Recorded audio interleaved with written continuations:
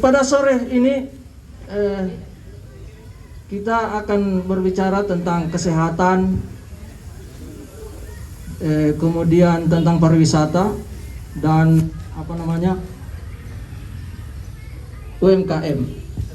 Di gedung di sana juga ada pameran seni rupa, Pak. Salam sejahtera untuk kita semua. Rabbi shrah li sadri wa yassir li amri wahlul 'uqdatam min lisani yafqahu qawli. Yang saya hormati saudara saya Bapak Kepala Dinas Pemuda Olahraga dan Pariwisata Kabupaten Pindrang. Yang saya hormati saudari saya yang ada di sebelah kiri saya, belum kenal tapi insyaallah juga jadi narasumber pada hari ini. Yang saya hormati Bapak Ibu, para peserta, saudara saya moderator, dan adik-adik saya, para penggiat literasi khususnya di bidang seni rupa ya. Ada seni tari yang saya cintai dan saya banggakan. Puji syukur kita panjatkan kehadirat Allah Subhanahu wa taala, Tuhan yang Maha Kuasa, atas limpahan rahmat dan taufik. Kata sambutan untuk pembukaan, karena narasumber kita sudah ada di tengah-tengah kita, dan insya Allah untuk materi saya nanti tentang literasi saya dapat giliran besok ya, insya Allah. Dan sekali lagi saya atas nama Bapak Bupati Kabupaten Pindrang mengapresiasi kegiatan ini, dan mudah-mudahan ini bisa kita kembangkan di masa-masa yang akan datang ya.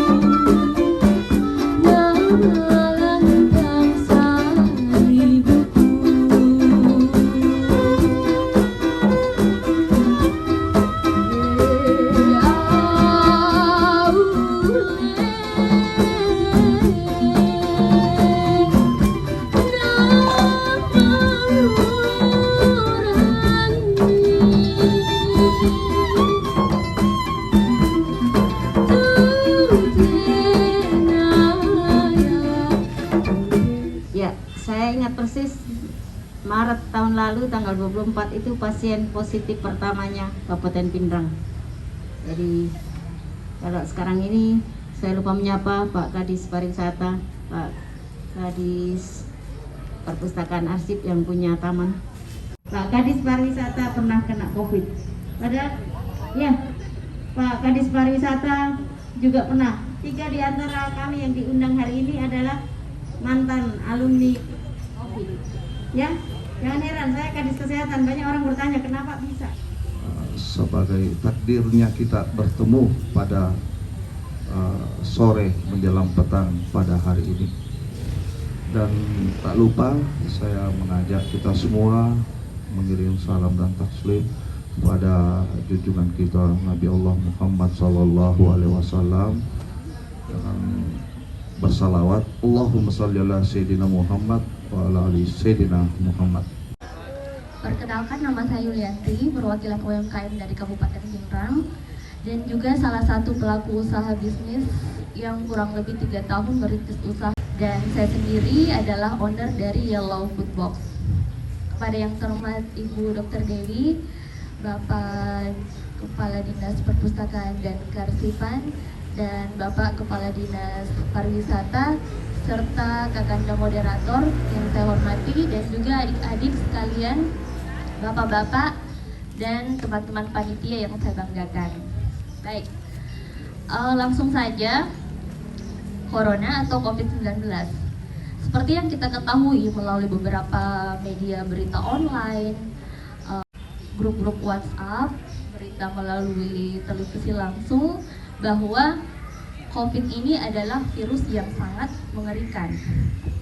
Tapi di balik keterkaitannya virus dengan kesehatan manusia, sebenarnya ada ancaman yang tidak terlihat dan sangat berpeluang untuk membuat kita menderita, khususnya di bidang perdagangan, industri pariwisata, dan meningkatnya jumlah pengangguran pada saat pandemi.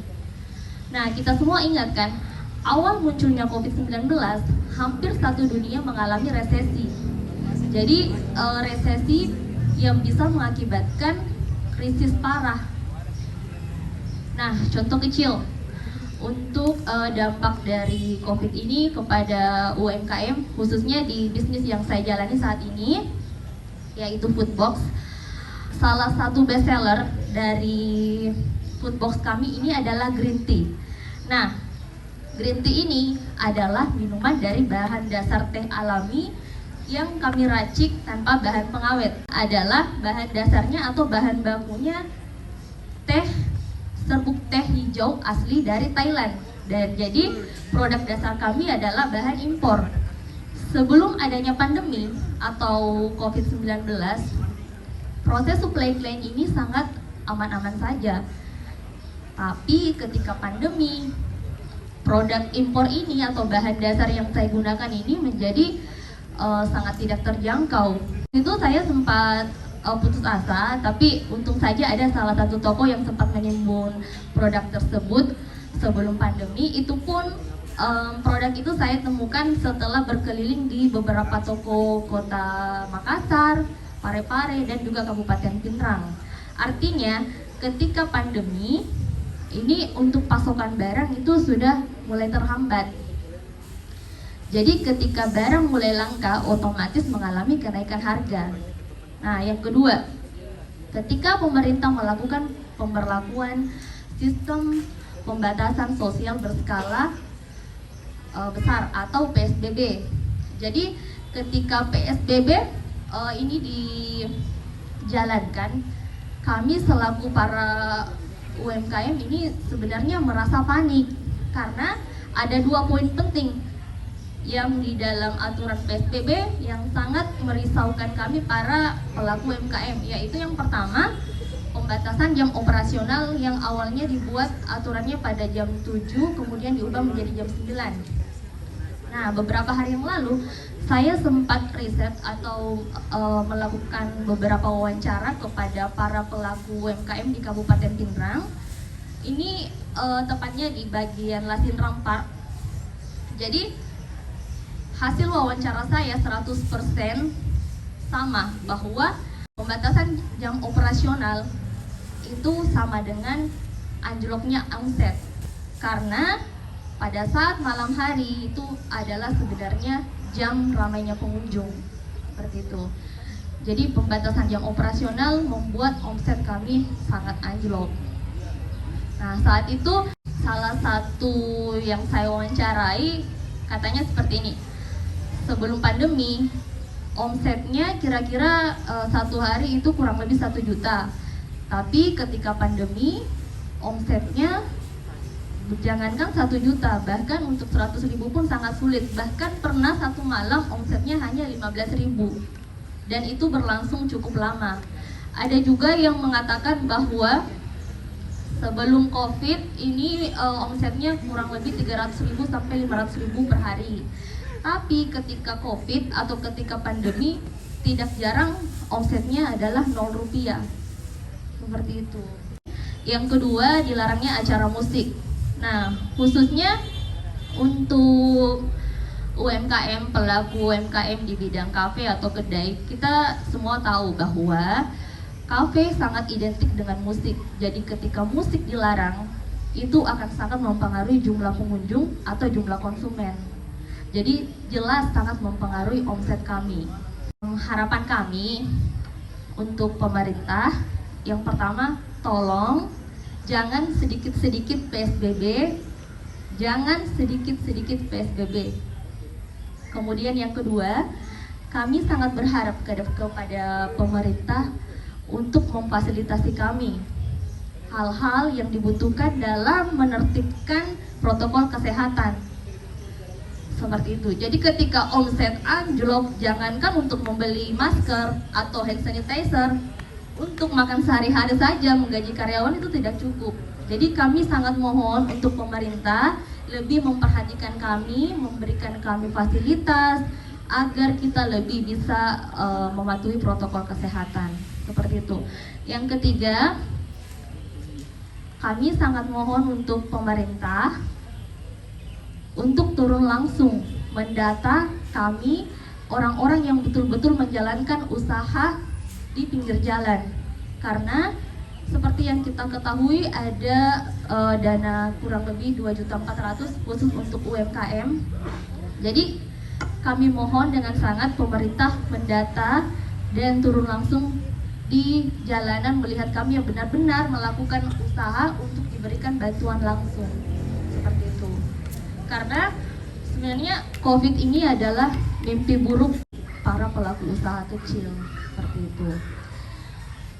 Dan yang terakhir, seperti yang dijelaskan kepada Ibu Dr. Dewi sebelumnya, bahwa sekarang sedang vaksinasi. Jadi kami berharap vaksin ini bisa lebih efektif untuk melawan virus COVID atau virus corona.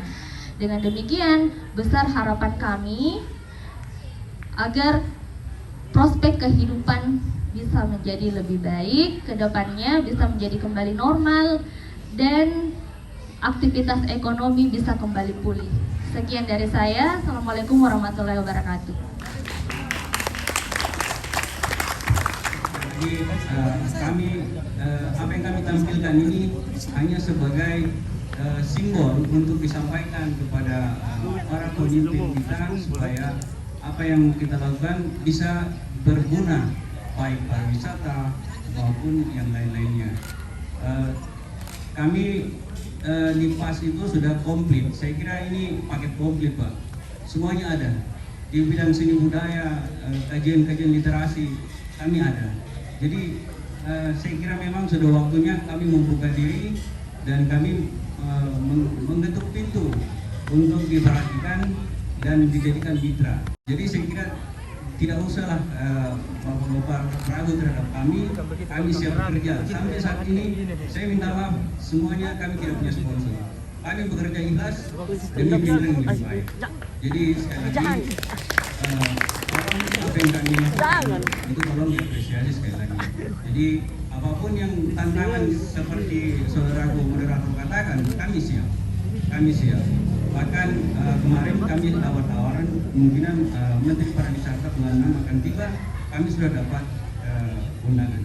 Jadi saya kira apa yang kami lakukan jangan dilihat sebagai sekedar euforia semata, tetapi inilah bukti bahwa kami bisa melakukan, kami bisa membantu pemerintah untuk mengedukasi, memberikan hal-hal yang baru yang mungkin tadinya belum ada, kami bisa lakukan, insyaallah. Jadi hanya itu, dan terima kasih sekali lagi Ibu Dokter kami minta maaf atas kekurangan yang ada, tetapi sekali lagi kami sebelumnya penuh was-was untuk mengadakan kegiatan ini, tetapi dengan tekad yang baik, saya kira ini kami bisa dimaafkan. Sekali lagi Pak, Ibu, terima kasih atas kesempatannya. Assalamualaikum warahmatullahi wabarakatuh.